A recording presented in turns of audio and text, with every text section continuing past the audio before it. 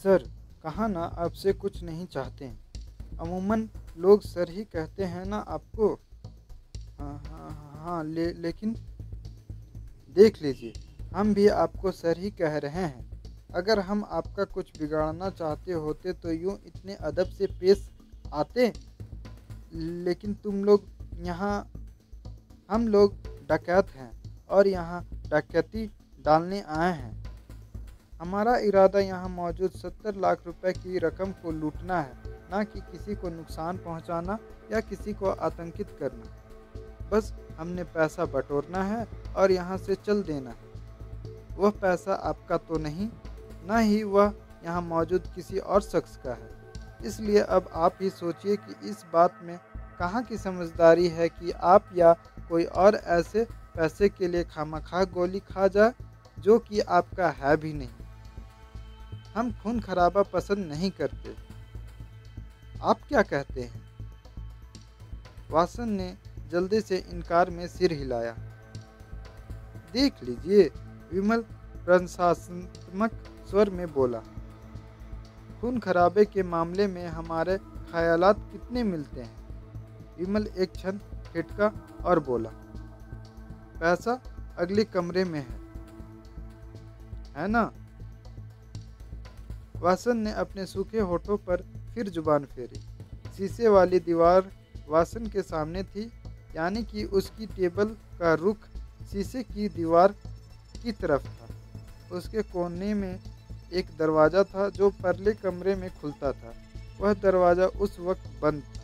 दरवाज़ा ईंटों की दीवार में था, इसलिए शीशे वाली साइड में कोई 4 फुट चौड़ी ओट वीरप्पा और विमल को हासिल थी। जहाँ वे उस क्षण खड़े थे, वहाँ से वे शीशे के पार परले कमरे में नहीं देख सकते थे। वे ऐसी कोई कोशिश करते तो खुद भी देख लिए जाते, लेकिन वासन की स्थिति ऐसी थी कि वह अपनी कुर्सी पर से जरा सा उचकता भी तो शीशे से पार देखा जा सकता था। कोई? विमल बोला। आपकी तरफ देख रहा है? क्या? वासन हकलाया। सर, मैंने पूछा, शीशे से पार परले कमरे में मौजूद लोग में से कोई आपकी तरफ देख रहा है? नहीं। लेकिन कोई देखेगा तो झट जान जाएगा कि आप किसी से बात कर रहे हैं कि आपके कमरे में कोई है। तो यह कि अपना बॉल पॉइंट पेन वापस उठाइए और लिखना शुरू कीजिए। क्या लिखना शुरू करूं? कुछ भी, जो जी में आए, बस जरा व्यस्त दिखाई दीजिए ताकि दूसरे कमरे में मौजूद लोगों की तवज्जो इस तरफ ना जाए कि आपके कमरे में कोई है। ओह! वासन ने बॉल पेन वापस उठा लिया और कांपते हाथों से अपने सामने पड़े लेटर पैड पर कुछ लिखने का उपक्रम करने लगा। जरा नॉर्मल दिखने की कोशिश कीजिए। आपके रंग ढंग से तो ऐसा लग रहा है जैसे आप अंगारों पर बैठे हो और कोई आपको हिलने ना दे रहा हो। उसने अपनी तरफ से नॉर्मल दिखने की कोशिश की, लेकिन उसके कंधे फिर से तने रहे और उसकी निगाह रह रहकर लेटर पैड से इधर उधर भटक रही थी। सिर मत उठाइए सर, विमल बोला। यूं ही लिखते रहिए या लिखने का अभिनय करते रहिए, लेकिन अपने कान मेरी तरफ रखिए। मैं जो कहूँ उसे गौर से सुनिए। आप सुन रहे हैं? हाँ। गौर से? हाँ। परले कमरे में कितने सिक्योरिटी गार्ड हैं? कितने सिक्योरिटी गार्ड? सवाल लगता है कुछ मुश्किल हो गया आपके लिए। चलिए, इसका जवाब मैं देता हूँ। उधर 3 सिक्योरिटी गार्ड हैं, ठीक? वासन ने सहमति में सिर हिलाया। हकीकतन 2 गार्ड हैं, एक उनका इंचार्ज है। हाँ। इंचार्ज का नाम क्या है? बालैया। और बाकी 2, उनके क्या नाम हैं? एक का नाम बाबू है, दूसरे का नाम नागेश है। बालैया, बाबू और नागेश, ये हैं वो 3 गार्ड जो उधर हैं। हाँ, गुड, वेरी गुड। अब आप यूं ही लिखते रहिएगा, please sir. That so nice of you sir, thank you sir. Vimal ने वीरप्पा को कोहनी से टोका। वीरप्पा ने सहमति में सिर हिलाया। उसने इशारे से दरवाजे के करीब खड़े अब्राहम को समझाया कि वह सावधान रहे। फिर कुछ हिचकिचाते हुए उसने अपनी रिवॉल्वर विमल के हाथ में थमा दी। विमल ने हैरानी से उसकी तरफ देखा। वीरप्पा तनिक मुस्कुराया और फिर नीचे को झुका। वह घुटनों और हाथों के बल चलता हुआ तनिक आगे बढ़ा। वह शीशे के नीचे दीवार के साथ साथ आगे सरक रहा था, इसलिए एन शीशे के पास आए बिना उसे दूसरे कमरे में से नहीं देखा जा सकता था। उसने कंधे पर से एयरबैग उतार कर खोला और उसमें से एक वैसा रियर व्यू मिरर निकाला जो कि मोटरसाइकिल जैसे दो पहिए वाहन के हैंडलों पर लगाया जाता था। उस गोल शीशे को उसकी लोहे की कामनी से पकड़कर उसने उसे इतना ऊंचा उठाया कि वह शीशे के निचले भाग से जरा सा ऊंचा उठ गया। उसने शीशे का यूं एंगल बनाया कि फर्श पर बैठे बैठे ही उसे शीशे में परले कमरे का एक भाग प्रतिबिंबित होता दिखाई देने लगा। बड़ी सावधानी से धीरे धीरे वह शीशे को यूं हरकत देने लगा कि परले कमरे का हर भाग पैन होता हुआ उसकी आंखों के सामने आने लगा। क्या देखा? विमल बोला। बहुत बड़ा कमरा। वीरप्पा बोला। इस कमरे से 3 गुना बड़ा, शायद और भी ज़्यादा बड़ा। गलियारे की तरफ खुलने वाले 2 दरवाजे, एक शीशे वाली दीवार के करीब, दूसरा परले सिरे पर। दोनों दरवाजे के बीच में दीवार के साथ लगा एक सोफा, उस पर एक सशस्त्र गार्ड बैठा है। परले दरवाजे के पास एक मेज है जिसके पहलू में पड़ी एक कुर्सी पर एक और गार्ड बैठा है और सिगरेट पीता हुआ कोई मैगजीन पढ़ रहा है। कमरे के बीच में एक दूसरे के पीछे एक कतार में 4 ऑफिस टेबल लगी हुई है जिन पर 4 आदमी बैठे नोट गिन रहे हैं। चारों मेजों पर नोटों के अंबार लगे हुए हैं। नोटों को गिनकर बंडल बनाए जा रहे हैं और उन्हें पिन किया जा रहा है। पिछली दीवार में सिर्फ स्टील की अलमारियां हैं। दरवाज़ा कोई नहीं है। बाईं दीवार में खिड़कियां हैं और खिड़कियों के बीच में दीवार से लगी टेबलें हैं। और बस कैसे? तीसरा गार्ड कहाँ है? ओह, वो सारे कमरे में टहलता फिर रहा है। किसी एक जगह नहीं टिक रहा है। वो इंचार्ज होगा। बलैया? हाँ, हो सकता है। उसकी वर्दी पर 2 फूल दिखाई दे रहे हैं। बाकियों की वर्दी दिखाई दे रही है तुम्हें? वर्दी दिखाई दे रही है, लेकिन फूल है या नहीं यह दिखाई नहीं दे रहा। सर, विमल वासन से संबोधित होता हुआ बोला। परले कमरे में जो गार्ड मौजूद है उनमें से बलैया कौन है? वासन ने एक बार शीशे की तरफ सिर उठाया और फिर तुरंत झुका लिया। जो कमरे में चहलकदमी कर रहा है? वासन सिर झुकाया झुकाया बोला। और बाबू जो मैगजीन पढ़ रहा है? तो फिर सोफे पर बैठा नागेश होगा। हाँ, उधर फोन है? एक या एक से ज़्यादा? एक।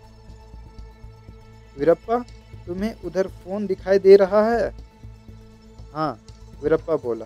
पहली टेबल पर एक फ़ोन पड़ा है और कहीं कोई फ़ोन नहीं दिखाई तो नहीं दे रहा। मिस्टर वासन सर, अगर आपने परले कमरे के टेलीफोन पर घंटी करनी हो तो आप कौन सा नंबर डायल करेंगे? 21। बस सिर्फ 2 ही डिजिट? वो PABX का फ़ोन है। बाहर से कॉल आया तो 6 डिजिट डायल करने पड़ते हैं, लेकिन अगर मैं यहाँ से फ़ोन करूँ तो सिर्फ 2। मैं आपका फ़ोन उठाऊं? उस पर 21 डायल करूँ तो परले फ़ोन पर घंटी बजेगी? हाँ। Good. Now sir, mister Vasan sir, please do me a favour. क्या? अपनी कुर्सी से उठिए और अपने पीछे मौजूद फाइलिंग कैबिनेट तक पहुंचिए। वहां कैबिनेट को खोलिए और यूं जाहिर कीजिए जैसे आप बड़ी शिद्दत से कोई खास कागज तलाश कर रहे हैं। उससे क्या होगा? जो होगा आपके सामने आ जाएगा। कहना मानिए। Please please sir. वासन ने आज्ञा के पालन किया। वह जाकर फाइलिंग कैबिनेट में झांकने लगा। विमल तत्काल अकड़ू हुआ और घुटनों और पंजों के बल चलता हुआ वासन की मेज के पीछे पहुंचा। उस घड़ी वासन फाइलिंग कैबिनेट में झांक रहा था और उसकी शीशे की पार्टीशन की तरफ पीठ थी। वीरप्पा अभी भी हाथ में शीशा लिए पार्टीशन के नीचे अकड़ू बैठा था। अब्राहम सावधानी की प्रेममूर्ति बना हाथ में रिवॉल्वर लिए दरवाजे के पास खड़ा था और विमल पार्टीशन की तरफ झांकने के लिए मेज के ओट में से इंच इंच करके सिर ऊपर उठा रहा था।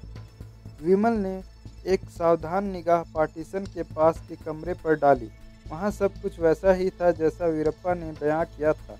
कमरे में उस घड़ी 4 क्लर्क और 3 गार्ड मौजूद थे, लेकिन किसी की भी तवज्जो वासन के कमरे पर नहीं थी।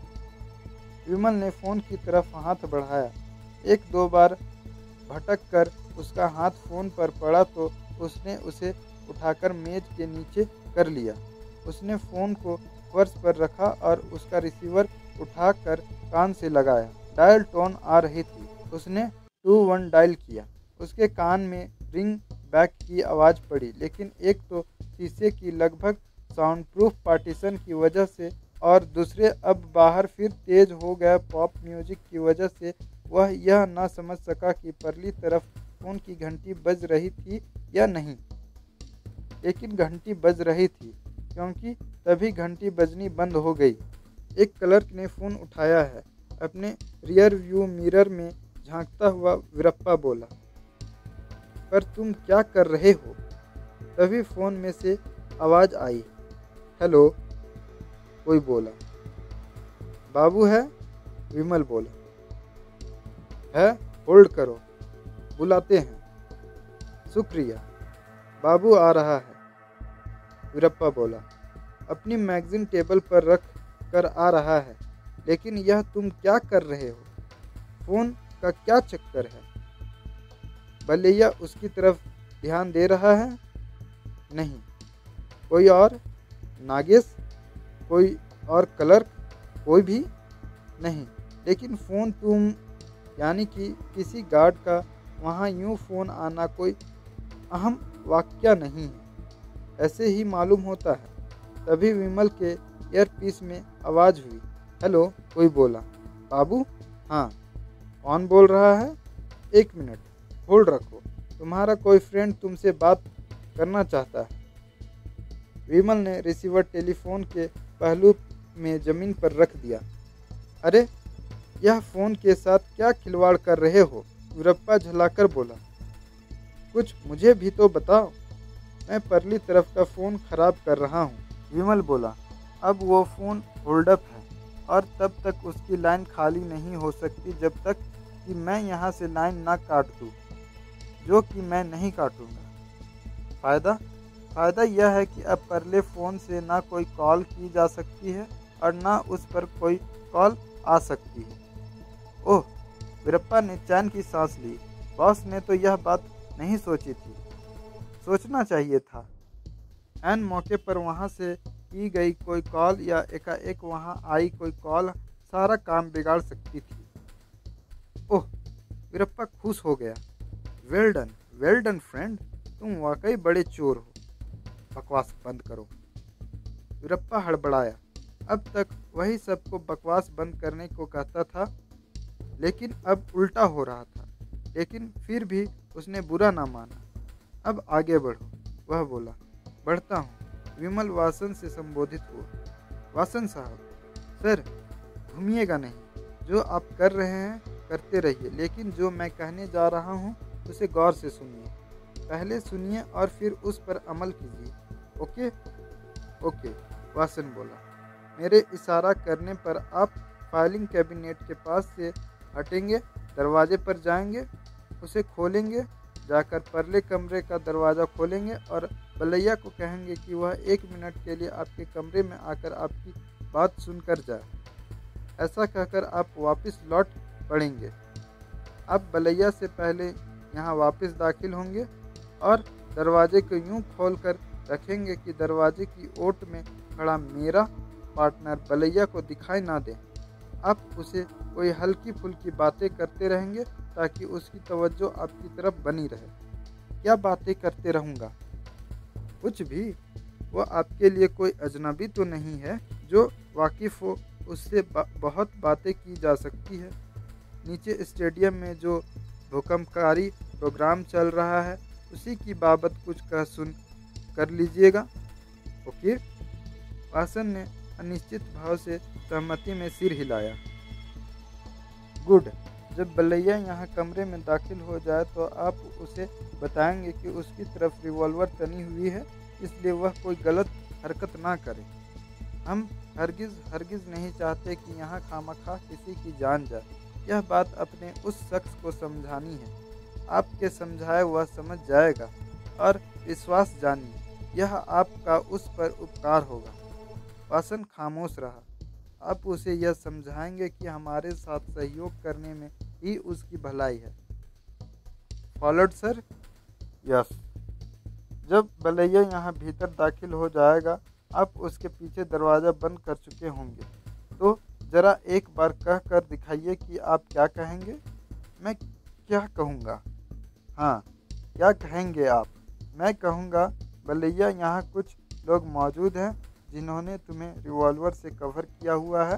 क्योंकि मैं नहीं चाहता कि यहाँ कोई खून खराबा हो, इसलिए मेरी राय है कि तुम इनके साथ कोऑपरेट करो।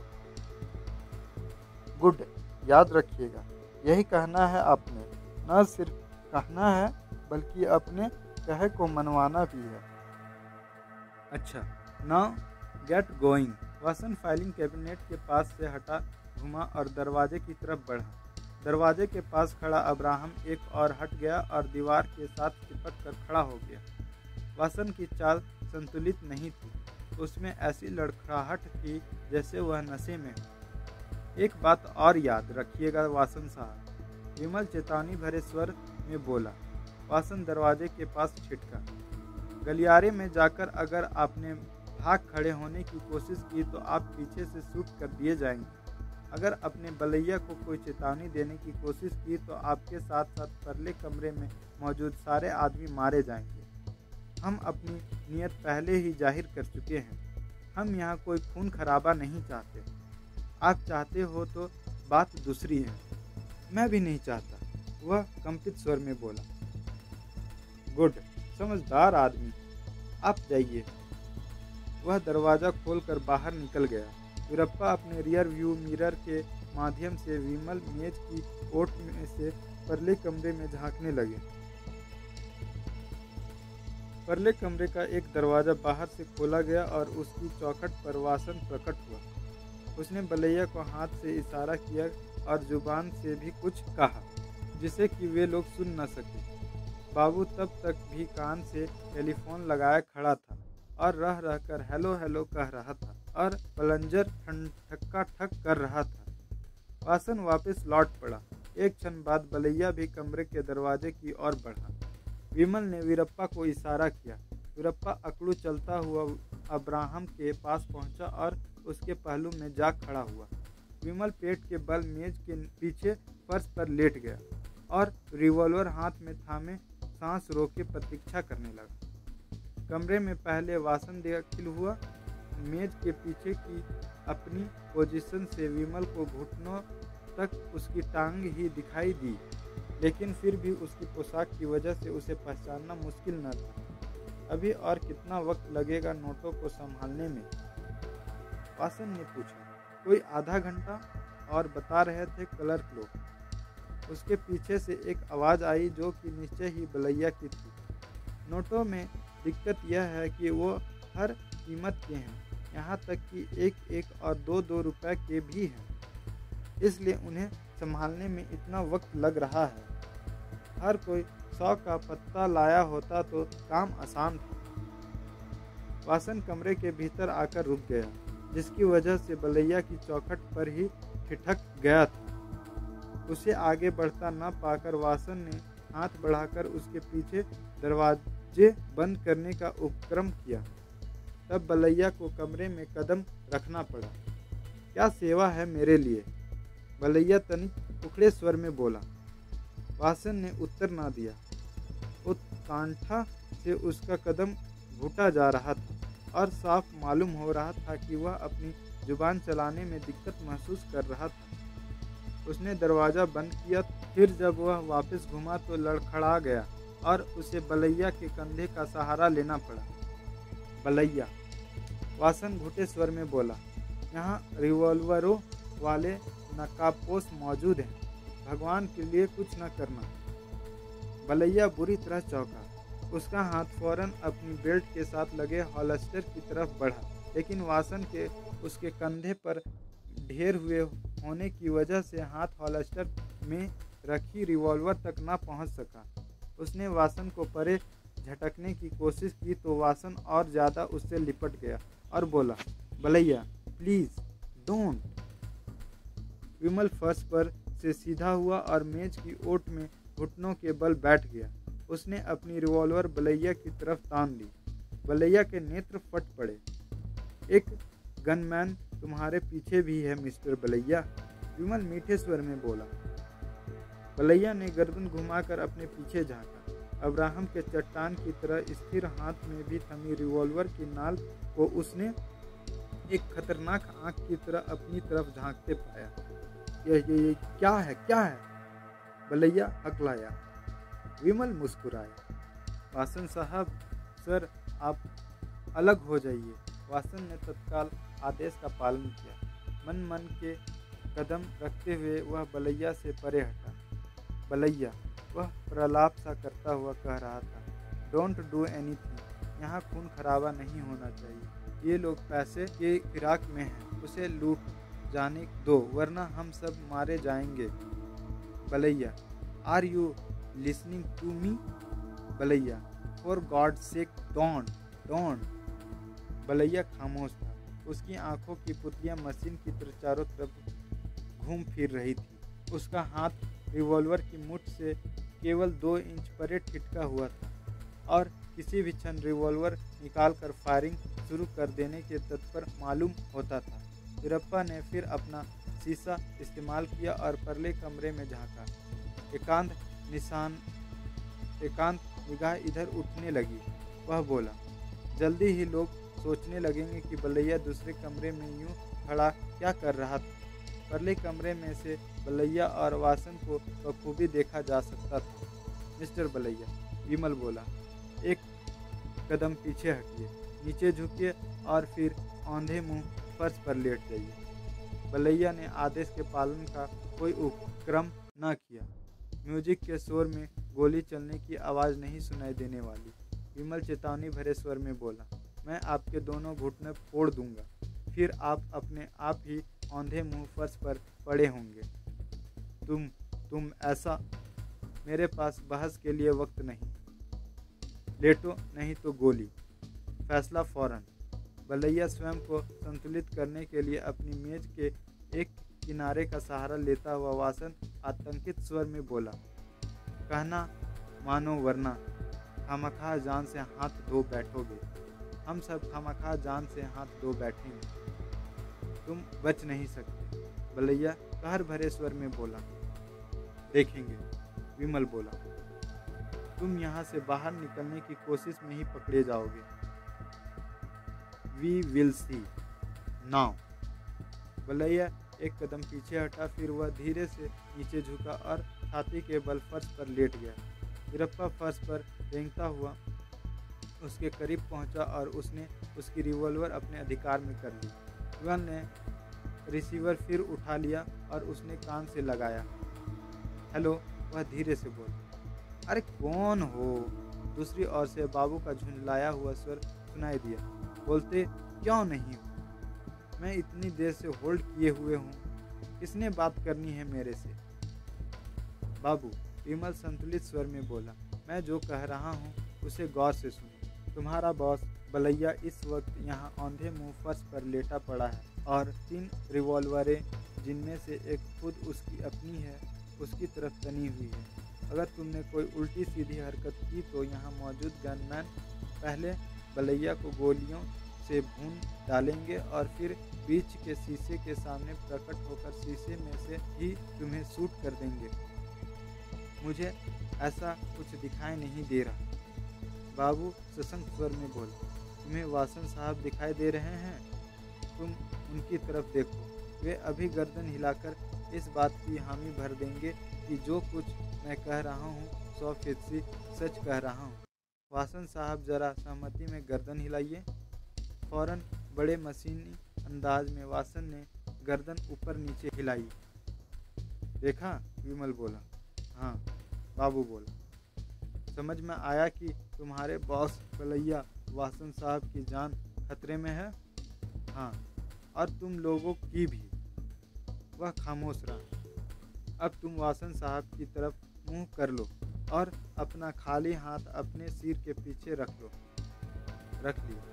वीरप्पा ने अपनी शीशे में से झांकते हुए बताया। तब विमल उठकर सीधा हुआ। वासन उसके एकदम सामने था। आप बाएं हो जाइए, वह बोला। मेज का सहारा छोड़े बिना वासन उसके सामने से बाएं सरक गया। उसके सामने से हटते ही विमल को शीशे के पार का नज़ारा साफ दिखाई देने लगा।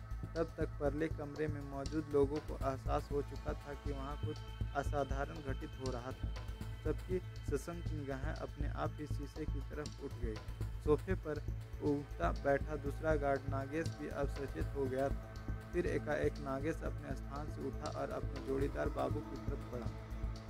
चारों क्लर्क बूथ बने अपनी सीटों पर बैठे थे, लेकिन अब उनमें से कोई नोट गिनने का अपना काम नहीं कर रहा था। सब अपलक बाबू को देख रहे थे। फिर एक साथ सबकी निगाह शीशे के पार एकाएक उठ खड़े हुए विमल पर पड़ी। बाबू, विमल बोला। उसके स्वर में कोड़े जैसी फटकार थी। अपने जोड़ीदार से कहो कि वह जहाँ है वहीं रुक जाए। नागेश, उससे ईयरपीस में से बाबू की आवाज़ सुनाई दी। जहाँ है वहीं रुक जा। तुम्हारी तरफ रिवॉल्वरें तनी हुई है। उसे कहो कि वह अपने दोनों हाथ अपने सिर पर रखे। वो कह रहे हैं कि अपने दोनों हाथ अपने सिर पर रख ले। उसे कहो कि वह बाएं घूमे। वो बाएं घूमने को कह रहे हैं। अब उसे कहो कि वह यूं पीछे हटे कि उसकी पीठ दरवाजे के साथ जा लगे, करीब वाले दरवाजे के साथ। वो कह रहे हैं कि पीछे हटते हुए अपनी पीठ दरवाजे के साथ लगा ले। चारों क्लर्कों को कहो कि वे जाकर नागेश द्वारा खाली किए गए सोफे पर बैठ जाएं। आप सब लोग जाकर सोफे पर बैठ जाइए। चारों क्लर्कों सोफे की तरफ बढ़े। एकाएक चारों में से एक युवक क्लर्क परले दरवाजे की तरफ भागा। वीरप्पा ने वासन के कमरे वाला दरवाज़ा खोला और बाहर भागा। युवक क्लर्क परला दरवाज़ा खोलकर बाहर निकल गए। एकाएक जैसे सबको सांप सूंघ गया। म्यूजिक की आवाज़ अब वहाँ नगाड़े की चोट की तरह गूंजती मालूम होने लगी। फिर परला दरवाज़ा दोबारा खुला और युवक क्लर्क लड़खड़ाता सा यूं भीतर आया जैसे उसे पीछे से किसी ने धक्का दिया। उसके पीछे पीछे ही वीरप्पा भीतर दाखिल हुआ। युवक क्लर्क ने एक सहमी सी निगाह वीरप्पा पर डाली और फिर तत्काल सोफे की तरफ बढ़ा। वह सोफे पर ढेर हुआ तो तब तक सोफे के करीब जा खड़े 3 क्लर्क भी हड़बड़ाकर उस पर बैठ गए। वीरप्पा ने परला दरवाज़ा भीतर से बंद किया और वापस वासन वाले कमरे में आ गया। वातावरण तब तक ब्लेड की धार जैसा पैना हो उठा था और हर कोई किसी अनहोनी से आशंकित था और आतंकित था। वातावरण में कर्णभेदी पॉप म्यूजिक की स्वर्ण लहरियां बस्तूर बज रही थी। फिर विमल ने अब्राहम को इशारा किया। उसने बीच का दरवाज़ा खोला और परले कमरे में कदम रखा। कमरे की खिड़कियों वाली साइड में चलता हुआ वह परले सिरे पर पहुंच गया। आप भी, विमल वासन से बोला। दूसरे कमरे में जाइए और नागेश के करीब दीवार से लगकर खड़े हो जाइए। वासन भारी कदमों से चलता हुआ परले कमरे में निर्देशित स्थान पर पहुंच गया। आप भी। विमल फर्श पर आंधे पड़े बलैया से बोला, उठ खड़े हो जाइए। बलैया उठा। उसका चेहरा गंभीर था और आंखों में अपमान और बेबसी की पीड़ा थी। आप भी दूसरे कमरे में पहुंचिए, विमल बोला, और जाकर नागेश के हमारी ओर वाले पहलू में दीवार से लग कर खड़े हो जाइए।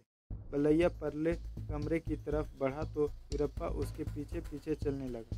परले कमरे में पहुंचकर उसने बड़ी सफाई से नागेश को हॉलिस्टर में से उसकी रिवॉल्वर निकालकर अपने अधिकार में ले ली। फोन रख दो, विमल माउथपीस में बोला। साथ ही उसने रिवॉल्वर मेज पर रख दिया। बाबू ने अपना रिसीवर क्रेडल पर रख दिया। उसके ऐसा करने पर भी लाइन हेल्ड अप ही रहनी थी। वह तब तक नहीं कट सकती थी जब तक कि विमल वासन वाली रिसीवर वापस क्रेडल पर न रखता, जो कि उसने नहीं रखना था। फिर विमल और वीरप्पा भी परले कमरे में पहुंच गए। बाबू, विमल बोला, तुम परले दरवाजे के पास पहुंचो और उसके साथ पीठ लगाकर खड़े हो जाओ। बाबू ने अग्निनयन नेत्रों से उसकी तरफ देखा। चलो जल्दी, विमल उसकी तरफ अपनी रिवॉल्वर लहराता हुआ बोला। बाबू दरवाजे की तरफ बढ़ा। उसकी रिवॉल्वर काबू में करो, विमल वीरप्पा से बोला। वीरप्पा सहमति से सिर हिलाता हुआ आगे बढ़ा। बाबू तब तक दरवाजे के साथ पीठ लगाकर खड़ा हो चुका। वीरप्पा उसके करीब पहुंचा तो बाबू ने एकाएक अपने हाथ नीचे गिरा दिया। खबरदार, वीरप्पा आतंकित स्वर में चिल्लाया। बाबू के हाथ जैसे रास्ते में ही फ्रीज हो गया। घूम, वीरप्पा बोला, मैं पीठ में गोली खाने वाला नहीं। बाबू कहर भरे स्वर में बोला, अमाले औतवनी, गोली मारनी है तो छाती में मार। अगर तू नहीं घुमा तो मैं यही करूँगा। तो कर ना, करता क्यों नहीं? वीरप्पा, विमल चेतावनी भरे स्वर में बोला, लेकिन वीरप्पा ने उसकी चेतावनी की तरफ ध्यान न दिया। उसने अपने दाएं हाथ में थमी रिवॉल्वर बाएं हाथ में स्थानांतरित की और अपने दाएं हाथ के घूंसे का एक वज्र प्रहार बाबू के पेट में किया। बाबू के मुंह से यूं सिसकारी निकली जैसे गैस भरे गुब्बारे का मुंह खुल गया। उसका शरीर दोहरा हो गया तो वीरप्पा ने एक घूसा उसकी गर्दन पर रसीद किया। बाबू के घुटने मुड़ गए और वह दरवाजे के साथ साथ नीचे सरकता हुआ बैठी हुई स्थिति में पहुंच गया। वीरप्पा ने अपने पांव की एक ठोकर उसकी पसलियों में जमाई। बाबू का शरीर गेंद की तरह एक तरफ को उछला। उस क्षण वीरप्पा ने नीचे झुककर उसकी रिवॉल्वर हॉलस्टर में से खींच ली। मैं छोड़ूंगा नहीं तुम लोगों को साले, बलैया दांत पिसते हुए बोला। तुम्हारी तलाश में मेरी सारी उम्र ही क्यों न लग जाए, अगर बची तो। वीरप्पा उसकी तरफ देखता हुआ बोला, तो सारी उम्र ही लगेगी। हरामजादे, अपनी उम्र के सिरे पर जल्दी पहुंचना चाहता है तो अपने इस गार्ड की तरह हुक्म-उदूली करके दिखा। बलैया खामोश रहा। अब बोल, बोलता क्यों नहीं? कुछ करता क्यों नहीं? बलैया ने अपने सूखे होठों पर जुबान फेरी। उस घड़ी जैसे वीरप्पा ने सारे ऑपरेशन की कमान फिर से अपने हाथ में ले ली थी। वह सोफे के करीब पहुंचा और जो युवा क्लर्क कमरे से बाहर भागा था उसने उसे गिरबान पकड़कर सोफे से उठाकर खड़ा कर दिया। क्लर्क थर थर कांप रहा था। क्या नाम है तेरा? वीरप्पा बड़े हिंसक स्वर में बोला। थॉम्स, युवक हकलाया। तू एक बार हुक्म उदूली कर चुका है, उसकी तुझे कोई सजा नहीं मिली, दोबारा हुक्म उदूली करेगा। थॉम्स ने जल्दी से इनकार में सिर हिलाया। करेगा तो जानता है क्या होगा? जानता हूँ, वह बोला। तुम जो कहोगे मैं करूँगा, मेरे पर एहसान के तौर पर नहीं हरामजादे। वीरप्पा उसकी नाक पर एक घूंसा जमाता हुआ बोला, अपनी जान की सलामती के लिए करेगा। घूंसे की चोट से थॉम्स का सिर गेंद की तरह उछला। तुरंत उसके नथुने में से खून की एक पतली सी लकीर फूट निकली। उसका एक हाथ स्वयं में अपनी नाक पर जाकर पड़ा। हाथ वहाँ से अलग हुआ तो उसने उंगलियां खून से सनी हुई पाई। वह आतंकित भाव से कभी खून को से सनी उंगलियों को तो कभी अपने आक्रमणकारी के हिंसक चेहरे को देखने लगा। तभी उसके नाक से खून की एक बूंद उसकी उजली कमीज पर टिपकी। खून के नज़ारे ने हर किसी को बड़ा मनोविज्ञान प्रभाव डाला। अपने खाली हाथ से थॉमस ने जेब से रुमाल निकाला। वीरप्पा ने रुमाल उसके हाथ से झपट लिया और उसे एक और फेंक दिया। खून नहीं पोंछना, वीरप्पा गुर्राया, लेकिन खून नहीं पोंछना, समझा? थॉमस ने बड़े भयभीत भाव से फौरन सहमति में सिर हिलाया। तुम मिसाल है अपने संगी साथियों के लिए, और जब तक हम यहाँ हैं मिसाल ही बनकर रहेगा। थॉमस खामोश रहा। वीरप्पा ने अब्राहम को संकेत किया। अब्राहम ने उसका संकेत समझकर सहमति में सिर हिलाया। अब उस पर सबको कवर करने के रखने की जिम्मेदारी थी। वीरप्पा पहले कमरे में पहुंचा जहां की उसका एयरबैग पड़ा था। एयरबैग में से उसने गाँव तकिए के खिलाफ जैसे 3 थैले निकाले और वापस बड़े कमरे में लौटे। फिर विमल और वीरप्पा ने मिलकर नोटों को उन थैलों में ठूसना आरंभ कर दिया। सारे नोट उन 3 थैलों में समा गए। उन्होंने उनकी डोरियां खींची और उनके मुंह बंद किए तो वे गाँव तकिए ही लगने लगे। तीनों थैलों को उन्होंने वासन वाले कमरे के दरवाजे के करीब सरका दिया। वीरप्पा ने घड़ी देखी और फिर बड़े संतुष्टिपूर्ण भाव से सिर हिलाया। सब कुछ कार्यक्रम के मुताबिक हो रहा था। फिर एयरबैग में से उसने नायलॉन की पतली लंबी डोरी निकाली। उस डोरी की सहायता से उसने चारों क्लर्कों की, दोनों गार्डों की और वासन की मुसक्कें कस दी। एयरबैग में से जो आखिरी आइटम उसने निकाली वे 3 सफ़ेद वर्दियां थीं। वे वर्दियां उस प्रकार की थी जैसे अस्पताल के ऑर्डरली पहनते थे। उसने 2 वर्दियां विमल और अब्राहम को थमा दी और एक स्वयं ले ली। तीनों ने अपने पहने हुए कपड़ों पर ही वे वर्दी पहन ली। वीरप्पा बलैया के पास पहुंचा। बलैया, वह कठोर स्वर में बोला, अब तूने एक काम करना है जिसको ठीक से अंजाम देने पर ही यहाँ मौजूद बाकी लोगों की ज़िंदगी का दामोदर होगा। जहन्नुम में जाओ। बलैया दांत पिसता हुआ बोला। वो तो तू जाएगा और तेरे पीछे पीछे ये 2 गार्ड और 4 क्लर्क भी जाएंगे और ये अफसर साहब भी जाएंगे। पहले से भयभीत सब और भयभीत दिखाई देने लगे। अगर तू मेरा काम नहीं करेगा, वीरप्पा बोला, तो मैं तुझे शूट कर दूंगा और वही काम बाबू को करने को कहूँगा। बाबू नहीं करेगा तो मैं उसे भी शूट कर दूंगा और वही काम नागेश को करने को कहूँगा। नागेश नहीं करेगा तो यह सिलसिला यहाँ मौजूद आखिरी आदमी की मौत तक चलेगा। बलैया ने व्याकुल भाव से सब तरफ निगाह दौड़ाई। कहीं कोई मदद की जरिया नहीं था। तो मैं शुरू करूं अपना प्रोग्राम? वीरप्पा उसकी कनपट्टी से रिवॉल्वर सटाता हुआ बोला। बलैया हकलाया। काम क्या है? काम मामूली है। तूने एडमिनिस्ट्रेशन ब्लॉक के गेट पर फ़ोन करके वहां तैनात गार्ड को बताना है कि वासन साहब को एकाएक दिल का दौरा पड़ गया है, जिसकी वजह से तुमने एक एम्बुलेंस मंगाई है। एम्बुलेंस गेट पर पहुंचने वाली है। तूने गार्ड को निर्देश देना है कि उस एम्बुलेंस के पहुंचते ही फ़ौरन गेट खोल दिया जाए और उसे भीतर दाखिल हो लेने दिया जाए। ओके? बलैया ने सहमति में सिर हिलाया। हामी भरते उसका कलेजा फट रहा था, लेकिन वह मजबूर था। छोड़ूंगा नहीं, वह बोला। बाद में, वीरप्पा बोला, बाद में दिखाना अपनी सुरमाई। फिलहाल फ़ोन कर। बलैया फ़ोन की तरफ बढ़ा। फ़ोन? विमल धीरे से बोला। यहाँ से तब तक नहीं होगा जब तक उधर का रिसीवर नहीं रखा जाए। ओह, वीरप्पा बोला। वह लपक कर परले कमरे में गया और वासन के फ़ोन का रिसीवर उसके क्रेडल पर रखाया।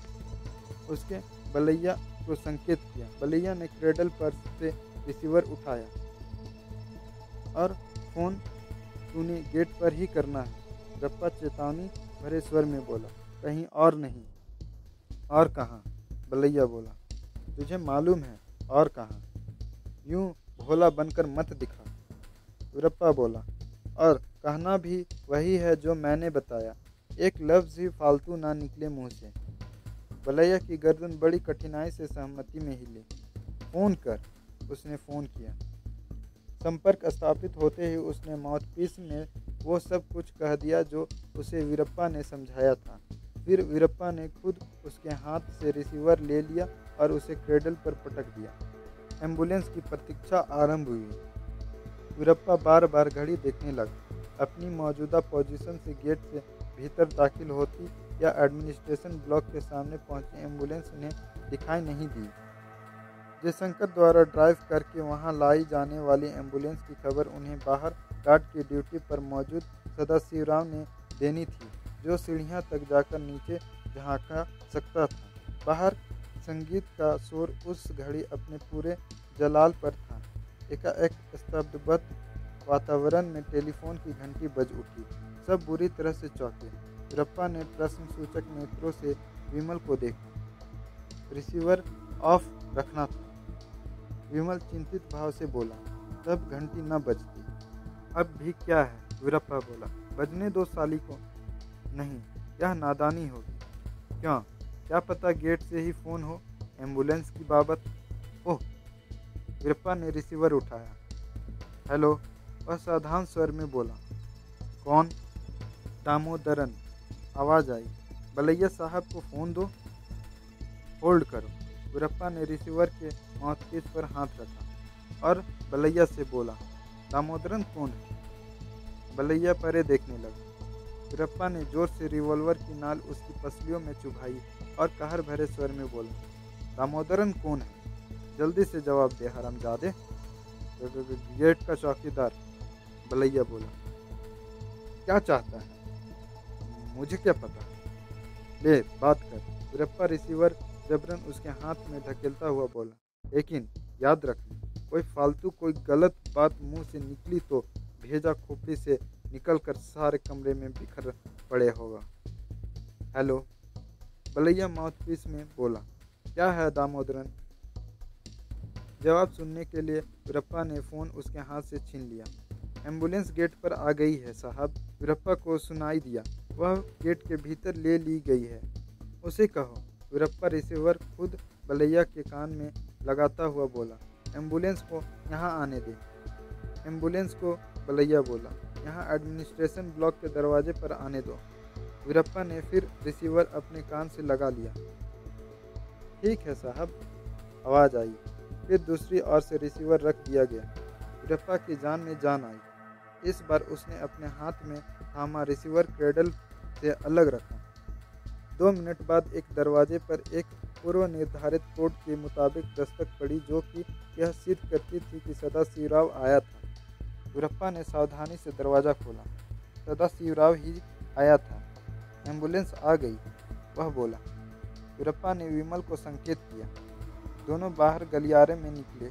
वहां उन्होंने अपने चेहरे पर से नकाबें उतार ली और सीढ़ियां की तरफ लपके।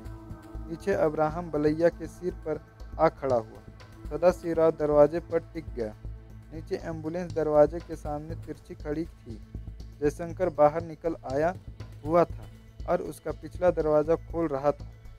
उसने प्रश्नसूचक नेत्रों से वीरप्पा ने अपने दाएं हाथ का एक अंगूठा ऊपर उठाया। शाबाश। जयशंकर खुशी से झूमता हुआ बोला। वीरप्पा ने एम्बुलेंस के पृष्ठभाग से एक स्ट्रेचर खींचकर बाहर निकाला। उसने विमल को संकेत किया। दोनों तरफ से स्ट्रेचर संभाल लिया और वापस इमारत में दाखिल हो गए। जयशंकर वापस एम्बुलेंस की ड्राइविंग सीट पर जा बैठा। स्ट्रेचर लिए विमल और वीरप्पा ऊपर पहुंचे। उन्होंने दरवाजे पर पूर्व निर्धारित ढंग से दस्तक दी। अब्राहम ने हाथ में थमी रिवॉल्वर का एक भरपूर प्रहार बलैया की खोपड़ी पर किया। बलैया फर्श पर ढेर हो गई। उसकी आंखें उलट गई। बंधे पड़े लोग विस्फारित नेत्रों से सब कुछ देख रहे थे। अब्राहम ने वासन के कमरे का दरवाज़ा भीतर से खोला। स्ट्रेचर उठाए वीरप्पा और विमल भीतर दाखिल हुए। उन्होंने नोट से भरे तीनों थैलों को स्ट्रेचर में सजाया और उन्हें ऊपर से एक सफ़ेद चादर से ढक दिया गया। फिर वीरप्पा ने अब्राहम को संकेत किया। अब्राहम ने बड़े कमरे की तरफ पीठ करके अपने चेहरे पर से नकाब उतार दिया और स्ट्रेचर का एक सिरा थामा। दूसरा सिरा विमल ने थामा। दोनों स्ट्रेचर उठाए बाहर निकले। स्ट्रेचर की एक तरफ वर्दी एवं कार्बनधारी सदाशिवराव चलने लगा और दूसरी तरफ अपनी रिवॉल्वर वाला हाथ अपने सफ़ेद कोट की जेब में छुपाए वीरप्पा चलने लगा। दोनों सीढ़ियों की तरफ लपके। आधे रास्ते में उन्हें ऊपर आता एक व्यक्ति दिखाई दिया। वे सकपकाए, लेकिन उनकी रफ्तार में कोई अंतर न आया। क्या हुआ भाई? वह व्यक्ति बोला। हसन साहब को दिल का दौरा पड़ गया है। वीरप्पा जल्दी से बोला। आप रास्ते से हट जाइए। ओह! वह व्यक्ति फौरन हड़बड़ाकर रेलिंग के साथ लग गया। वे निर्विघ्न ग्राउंड फ्लोर पर पहुंच गए। वीरप्पा और विमल स्ट्रेचर एम्बुलेंस के खुले पृष्ठभाग की तरफ बढ़े। तभी एकाएक वहां तीखी रोशनी कौंधी। सबकी निगाहें स्वयं वे रोशनी के साधन की तरफ उठ गई। तेज रफ्तार से चलती एक फिएट कार वहां पहुंची और एम्बुलेंस से थोड़ा परे आकर रुकी। रोशनी उसी कार की हेडलाइट की थी। विमल ने स्ट्रेचर का अपनी ओर का सिरा एम्बुलेंस के फर्श पर टिकाया और परे हट गया। वीरप्पा ने तुरंत स्ट्रेचर को भीतर धकेल दिया और उसका पिछला दरवाज़ा बंद कर दिया। कार में से एक अधेड़ व्यक्ति बाहर निकला और बड़े अधिकारपूर्ण स्वर में बोला, यह क्या हो रहा है? एक क्षण के लिए तो जैसे सबको सांप सूंघ गया। आगंतुक के व्यक्तित्व का कुछ ऐसा रौब उन पर पड़ा कि किसी को कोई जवाब ना सूझा। स्ट्रेचर पर कौन है? आगंतुक ने नया सवाल किया। वासन साहब। वीरप्पा के मुंह से निकला। क्यों? क्या हुआ उन्हें? Heart attack. ओह, कब? अभी। तुम वासन को कहाँ ले जा रहे हो? अस्पताल में। कौन से अस्पताल में? सरकारी अस्पताल में। अरे कौन से सरकारी अस्पताल में? वीरप्पा के मुंह से बोल ना फूटा। अरे तुम कौन से अस्पताल के आर्टिलरी हो? अपने अस्पताल का नाम नहीं जानते हो? सेंट जॉर्ज अस्पताल। वीरप्पा के मुंह से निकला। तुम्हारी एम्बुलेंस पर अस्पताल का नाम क्यों नहीं लिखा है? जी वो आप कौन? मेरा नाम श्रीपत है। मैं यहाँ का चीफ एडमिनिस्ट्रेटर हूँ। वीरप्पा के छक्के छूट गए। श्रीपत 2 कदम आगे बढ़ा और ड्राइविंग सीट पर बैठे जयशंकर के करीब पहुंचा। वीरप्पा का हाथ धीरे से अपनी रिवॉल्वर की मुठ पर सरक गया। क्या नाम है तुम्हारा? श्रीपत अधिकारपूर्ण स्वर में बोला। जयशंकर। जयशंकर ने उत्तर दिया। तुम नीचे उतरो जरा। लेकिन साहब मरीज। सुना नहीं? जयशंकर खामोश रहा। दामोदरन। एकाएक श्रीपत उच्च स्वर में बोला, इधर आओ। उस घड़ी वीरप्पा को एक ही एक्शन सूझा। उसने श्रीपत को शूट कर दिया। एम्बुलेंस को गुजर जाने देने की खातिर दामोदरन नामक गार्ड गेट खोल खड़ा था। श्रीपत की आवाज़ सुनकर वह गेट बंद करने को उपक्रम करने लगा। तभी जयशंकर ने एम्बुलेंस स्टार्ट की और उसे पूरी रफ्तार से गेट की तरफ दौड़ा दिया। पीछे सब लोगों को एकबारगी जैसे सांप सूंघ गया। जयशंकर उन्हें मंझधार में छोड़कर खुद माल समेत भागा जा रहा था। म्यूजिक के शोर में गोली की आवाज़ तो ना गूंजी, लेकिन गेट पर बने शीशे के केबिन में मौजूद एक दूसरे गार्ड ने श्रीपत को धड़ाम से फर्श पर गिरते देखा। वह अपनी कारबान संभाले केबिन से बाहर को लपका। तभी एम्बुलेंस भड़ाक से बंद होते फाटक के एक पल्ले को टकराई।